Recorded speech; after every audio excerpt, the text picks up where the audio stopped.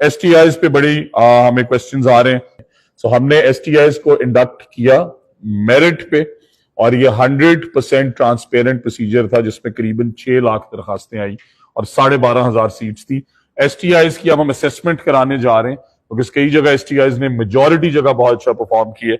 उनकी असेसमेंट के बाद हम अगले साल स्कूल टीचिंग इंटर्न्स की विंडो दोबारा खोलेंगे। जिन्होंने टॉप का काम किया है, मेरिट पे थे, उन्हें बाहर कैफ दोबारा जगह जरूर मिलनी चाहिए। जिन्होंने अच्छा काम नहीं किया उनके लिए बैड न्यूज है, because department has moved on performance.